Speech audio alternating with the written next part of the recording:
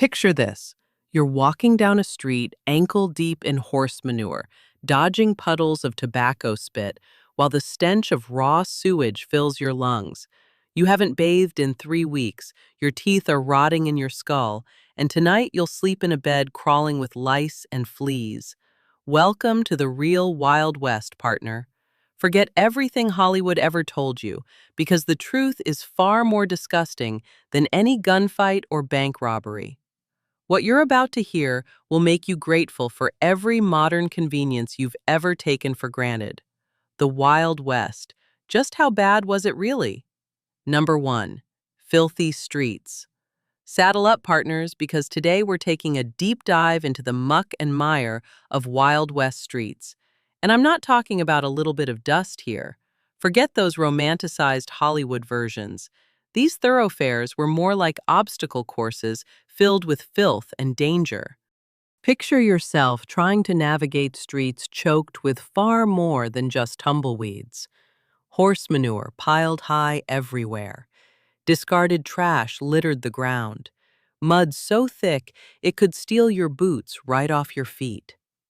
Horsepower was the engine of that era, and with it came mountains of droppings left to bake under the sun.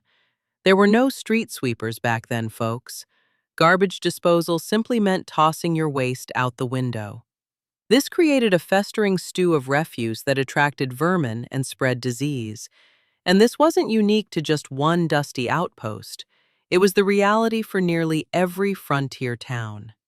Now add to this unsavory mix the volatile nature of Wild West life. Saloon brawls spilled out onto the streets, leaving behind not just bruised egos, but blood and occasionally bodies. Think of iconic events like the gunfight at the OK Corral. The aftermath wasn't pretty. In these lawless settlements, bodies sometimes remained exactly where they fell until someone finally got around to dealing with them. A stark reminder of the ever-present threat of violence. But the visual horror was only half the story. The olfactory assault was truly something else entirely. Without proper sewage systems, human waste often ended up mingling with the horse dung and rotting garbage. Outhouses were a luxury, and many people simply relieved themselves wherever it was convenient, which was often right there in the street. Travelers' diaries frequently mention the overwhelming stench of these towns, describing the air as thick with a combined aroma of human and animal waste. One account of Deadwood paints a picture of a hellish stench, a potent cocktail of decay. This pervasive filth was a breeding ground for deadly diseases like cholera and typhoid fever. What might have been a minor ailment in cleaner conditions could quickly escalate into a deadly epidemic in these towns. Imagine a simple cut becoming infected in that environment, a recipe for disaster. Attempts at sanitation were feeble and largely ignored. Some towns tried to implement ordinances requiring residents to clean up their frontage, but enforcement was practically non-existent. It really wasn't until much later, when larger cities began to develop organized waste removal, that any real progress was made. Number 2. Infested beds. Let's talk about sleep in the Wild West, or rather, the lack thereof. Forget plush mattresses and fluffy pillows. The reality was far less comfortable and considerably more crawly. The typical bed in this era was a simple wooden frame, often roughly hewn, supporting a mattress stuffed with straw, hay, or sometimes feathers. While these materials offered a semblance of cushioning, they also created a perfect breeding ground for a host of unwelcome guests. Straw mattresses, in particular, were notorious for harboring bedbugs, lice, and fleas. These tiny tormentors could easily burrow deep within the filling, turning a bed into an itchy nightmare. The wooden frames themselves, often unfinished and riddled with cracks and crevices, offered additional hiding places for these pests. Imagine drifting off to sleep, only to be awakened by the irritating bites of these nocturnal feeders. A restful night's sleep was practically impossible. Now factor in the hygiene practices, or lack thereof, of the time. Bedding was rarely washed, sometimes going weeks or even months without laundering. This allowed infestations to flourish unchecked, turning a simple nuisance into a serious problem. The situation was even more dire in boarding houses, inns, and saloons, where beds were often shared by numerous travelers. Each person patiently carried their own collection of unwanted hitchhikers. The constant turnover of guests meant that bedbugs and lice could rapidly spread, turning these shared sleeping spaces into veritable hives of infestation. Over time, straw-filled mattresses, already prone to pests, would deteriorate further. The straw would break down and compact, offering less support and even more hiding places for the ever-growing bug population. Imagine sinking into a lumpy, itchy nest of straw and insects. Hardly a recipe for sweet dreams. Settlers did attempt to combat these infestations using various methods. Some tried smoking out the pests by burning sulfur or herbs near the bed, filling their rooms with pungent smoke in a desperate attempt at pest control. Others resorted to scrubbing their bedding with harsh lye soap when water was available, a labor-intensive and often ineffective solution. Unfortunately, without modern cleaning supplies or pesticides, these efforts rarely made a significant dent in the problem. Most people simply had to endure the nightly onslaught of bites and discomfort. In extreme cases, entire mattresses had to be burned and replaced, a costly and time-consuming process that many couldn't afford. Number 3. Outhouses. Let's talk toilets, folks, or rather, the lack thereof in the Wild West. Forget the porcelain throne. The outhouse reigned supreme, and it was far from a royal experience.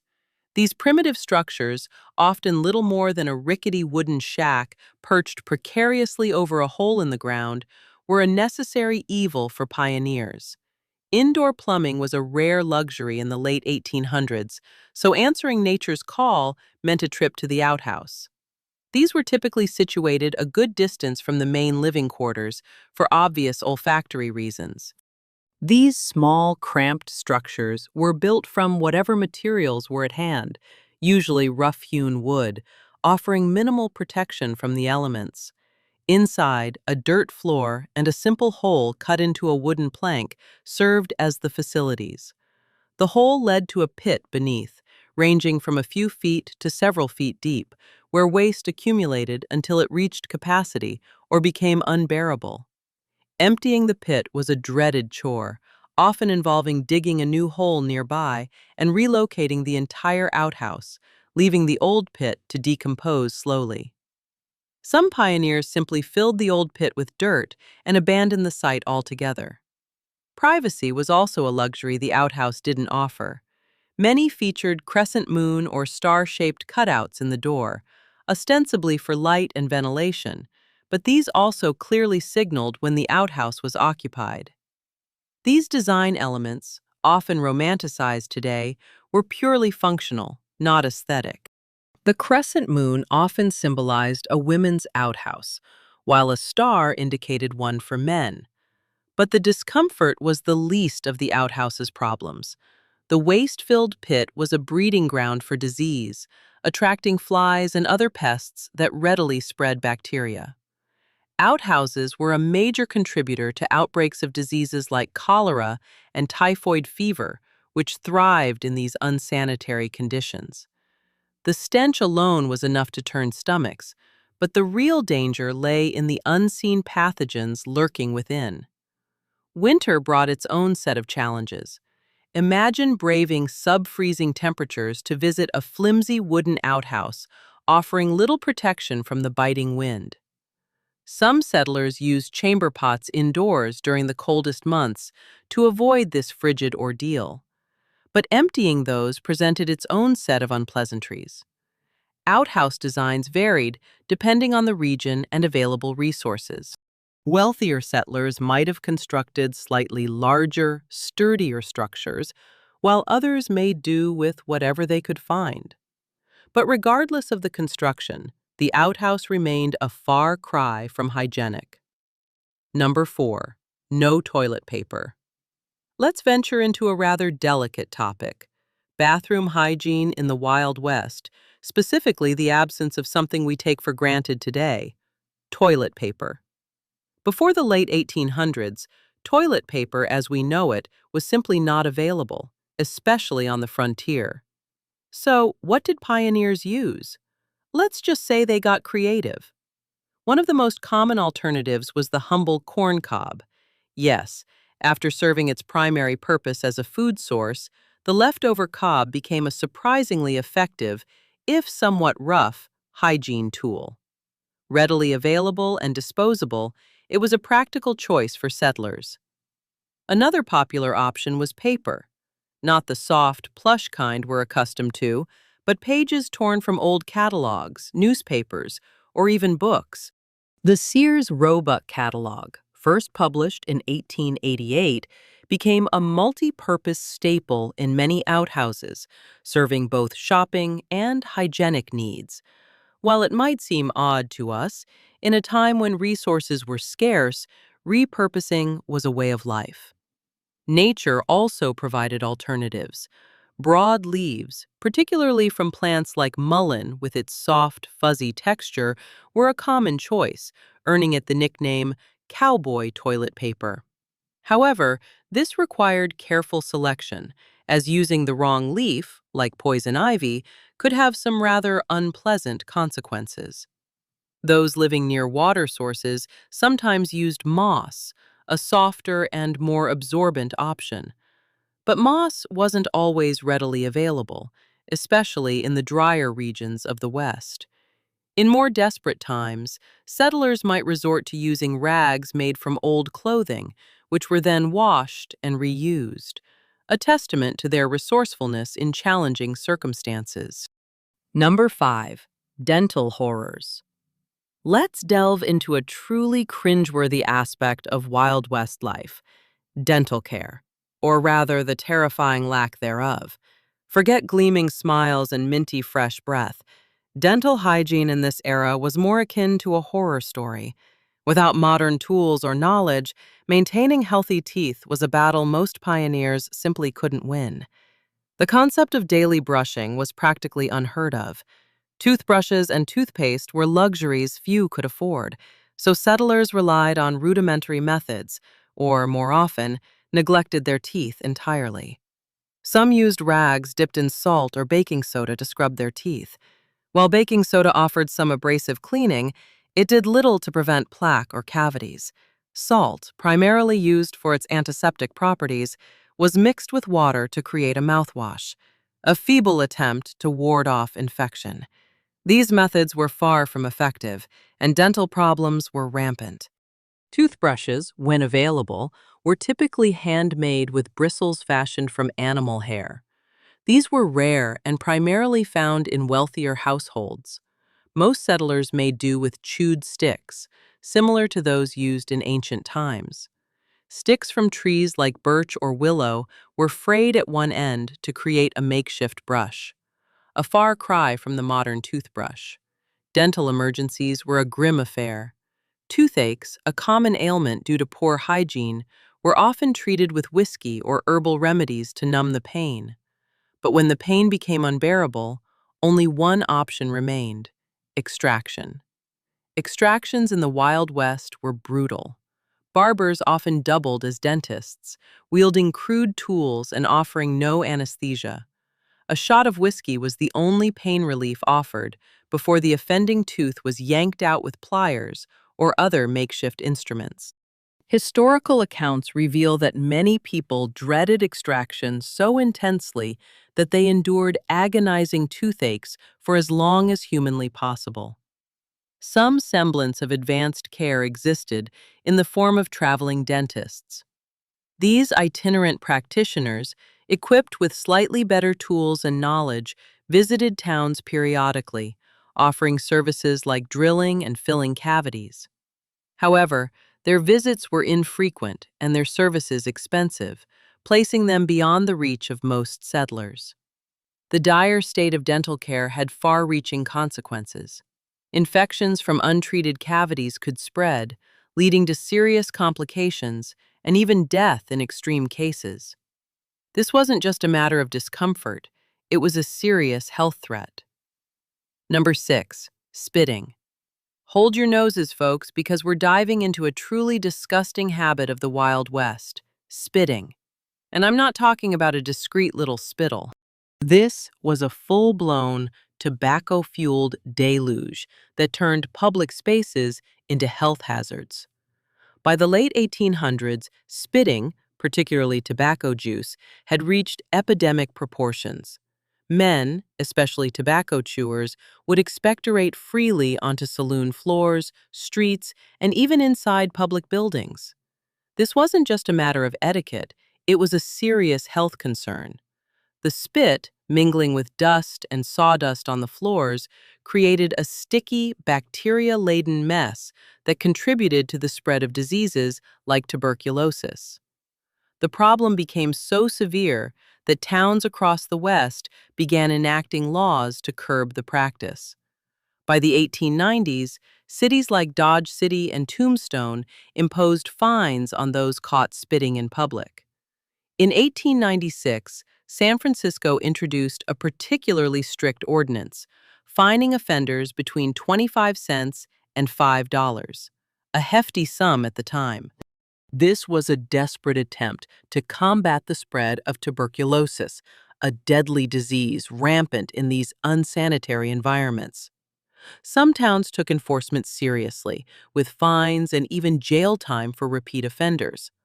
Lawmen like Wyatt Earp, known for maintaining order in Tombstone, were often tasked with enforcing these anti-spitting laws, adding another dimension to their duties. Despite these efforts, the habit proved incredibly difficult to break. It was so ingrained in the culture that changing behavior took years. Spittoons, brass containers designed as spit receptacles, became commonplace in saloons and other public areas. While these offered a designated target, they were often filthy and rarely emptied, becoming part of the problem rather than the solution. The areas surrounding these spittoons were often stained with overflowing tobacco juice, adding to the already pungent aroma and unsanitary conditions. This widespread spitting habit highlights the significant differences between hygiene practices then and now. It underscores the challenges faced by those living in the Wild West and the efforts made to combat the spread of disease in a time with limited understanding of germ theory. Number 7, the cowboy smell. Let's talk about the glamorous side of cowboy life, the smell. Forget the romanticized image of the rugged, handsome cowboy. The reality was often far less appealing and considerably more pungent. Days, sometimes weeks, spent on the trail created a unique olfactory signature that was hard to ignore. Imagine a potent blend of sweat, dust, campfire smoke, and the ever-present aroma of cattle. That was the essence of the cowboy. Bathing was a rare luxury on cattle drives, which could last for months. Opportunities for a proper wash arose only when a river or stream was encountered, and that wasn't always a guarantee. As a result, cowboys often went days without changing their clothes, or even rinsing off the accumulated sweat and grime of hard labor under the scorching sun. Their clothing, especially leather chaps and woolen shirts, acted like sponges, absorbing and retaining these odors. Leather in particular became saturated with sweat, developing a strong, musky scent that intensified over time. Some cowboys attempted to mask the smell by rubbing sagebrush on their bodies and clothes, a temporary and somewhat fragrant fix, but hardly a substitute for a proper bath. Even their diet contributed to the distinct cowboy aroma. A menu heavy on beans, beef, and coffee didn't exactly promote fresh breath or pleasant bodily odors. Combined with the infrequent bathing, This created a powerful, lingering scent that was unmistakable. Number 8. Contaminated water sources. Water, a precious resource in the arid landscapes of the Wild West, often held a hidden danger: contamination. While essential for survival, water sources in this era were frequently polluted, posing a serious threat to the health of settlers and pioneers. What looked like a refreshing stream or river could be teeming with unseen dangers. Animal waste, human activity, and naturally occurring minerals often contaminated these seemingly pristine sources, making them unsafe for consumption. Cattle drives, a quintessential image of the Wild West, contributed significantly to water contamination.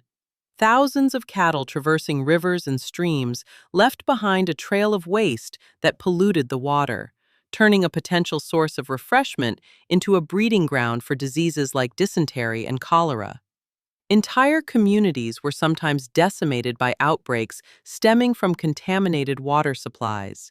Even wells, considered a safer alternative to open water sources, were susceptible to contamination.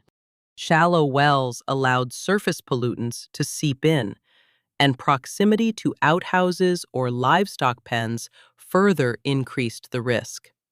Settlers often fell ill after unknowingly consuming contaminated well water, a tragic consequence of the limited understanding of sanitation at the time. Mining towns faced additional challenges. Chemicals used in mining operations, such as mercury and arsenic used in gold extraction, frequently leached into nearby rivers and streams. This not only poisoned the water, but also had devastating long-term health consequences for those who relied on these sources for their daily needs. This contamination wasn't just a temporary inconvenience. It posed a constant threat to the health and well-being of entire communities. Number 9. Bathing practices. Let's debunk another myth of the Wild West: the luxurious bath. Forget steaming tubs and fragrant soaps. Bathing in this era was a rare and laborious undertaking, a far cry from the pampering experience we enjoy today. In the 1800s, running water was a luxury few pioneers could afford. Bathing practices reflected the harsh realities of frontier life, where water was a scarce and precious resource. The process itself was a major undertaking. Water had to be hauled from the nearest river, creek, or well, then heated over an open fire. This time-consuming and labor-intensive process meant that full baths were infrequent.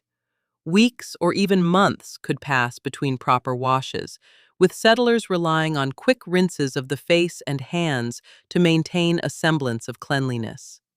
When a bath was finally taken, it was often in a small metal tub, and the same water might be used by multiple family members, one after the other. By the time the last person climbed in, the water was far from pristine, a murky testament to the scarcity of water. While not the most hygienic practice, sharing bath water was a necessity in households where conservation was paramount. As towns grew, public bathhouses emerged in the late 1800s, offering a slightly more hygienic option. For a small fee, patrons could enjoy a soak in a tub of hopefully clean, hot water, often the cleanest bath they'd experience all year. These bathhouses were particularly prevalent in places like San Francisco, catering to miners and laborers who could afford the small luxury. However, even these facilities were relatively rare, and most settlers continued to rely on their own rudimentary bathing setups. Number 10. Wild hair care.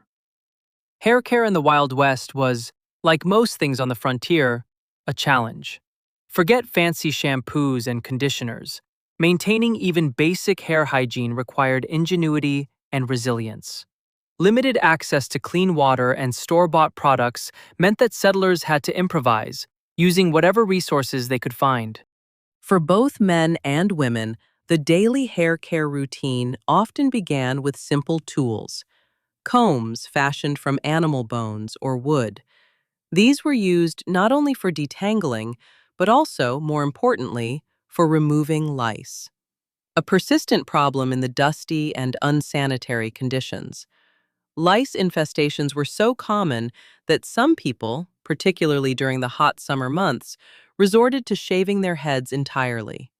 Washing hair was a luxury, especially in water-scarce regions. Weeks, sometimes months, could pass between washes. When hair was washed, homemade soap crafted from animal fat and lye was the cleanser of choice. While effective in removing dirt and grease, this harsh soap often left hair dry and brittle. To counteract this, some settlers used whiskey or natural oils like castor oil or bear grease to condition their hair and make it more manageable. Women with long hair faced additional challenges. Tight braids were a common style, helping to keep hair clean for longer periods and reduce the need for frequent washing. Some women used lavender water or other herbal infusions to add shine and mask odors, but these were considered luxuries. Despite the harsh conditions and limited resources, hair care remained an important aspect of life in the Wild West. It was a way for settlers to maintain a sense of normalcy and dignity amidst the challenging realities of frontier living. A reminder that even in the toughest of circumstances, people sought ways to care for themselves and maintain a sense of self-respect. Number 11. Laundry Day. Laundry Day in the Wild West was a monumental task, far removed from the convenience of modern washing machines and dryers. For settlers, it was an all-day affair, a labor-intensive process that demanded time, effort, and resilience.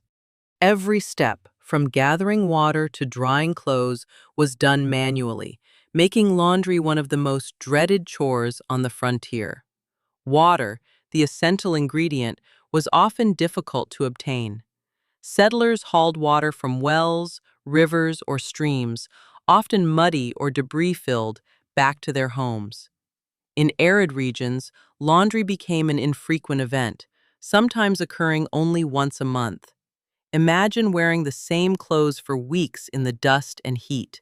Not a pleasant thought. The washing process began by heating the water in large iron pots over an open fire. Homemade soap, crafted from animal fat and lye, was added to the boiling water. This harsh soap, while effective in cutting through grime, could irritate the skin. Clothes were then scrubbed vigorously on washboards, wooden or metal tools essential for frontier families. This repetitive scrubbing motion was punishing, often leaving hands cracked and bleeding. The heavy denim and wool fabrics of frontier clothing, while durable, added another layer of difficulty to the already arduous task. Drying clothes was another lengthy process, taking hours, even days, in colder months.